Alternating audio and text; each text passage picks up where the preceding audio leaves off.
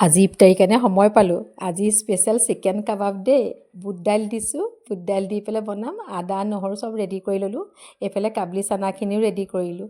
পিঁয়াজ চিয়াজ চব আদা নহৰু সকলো মা মছলা দি পিঁয়াজখিনি ওপৰতে দি দিছোঁ। দি সকলোখিনি দি পেলাই পানী দি সেইখিনি পাতি দিলোঁ। ধুনীয়াকৈ কাবলি চানাখিনি ৰেডি কৰি পেলাইছোঁ। আৰু সেয়া মানে তেলটো ওপৰতে অকণ দি দিছোঁ, মানে বেলেগে পিছত তেল নিদিওঁ আৰু এয়া ওপৰতে তেল দি অলপ লৰাই পেলাই তাৰপিছত কাবলি চানাখিনি পানী চানী দিলোঁ, ৰেডি কৰি পেলালোঁ। ৰেডি কৰি পেলাই এইফালে আকৌ মোৰ চিকেন বইল হৈয়ে গ'ল নহয়। চিকেনখিনি বুট দাইল আৰু নহৰু আদা চব বইল কৰি ল'লোঁ। এইফালে চিকেন ছিঙি ল'লোঁ।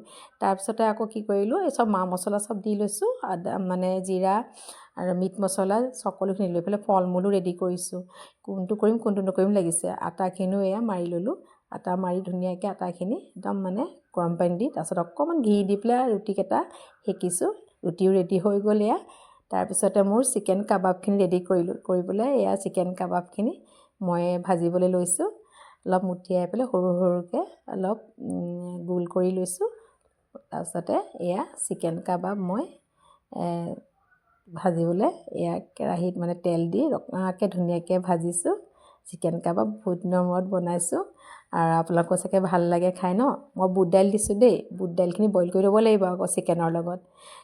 মানে আৰু এয়া মোৰ টেবুল ৰেডি হৈ গ'ল। দেখিলেনে ফল মূল আৰু লাও চয়াবিনৰ তৰকাৰী এখন, ডিমো বইল কৰিছোঁ, চিকেন কাবাবখিনি এয়া সকলোখিনি এয়া পকা অমিতাও লৈছোঁ লগতে।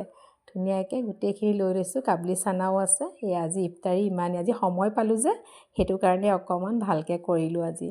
মোৰ মানুহজনেও ক'লে ভালকৈ কৰিবলৈ, অকণ এয়া খাই আছোঁ।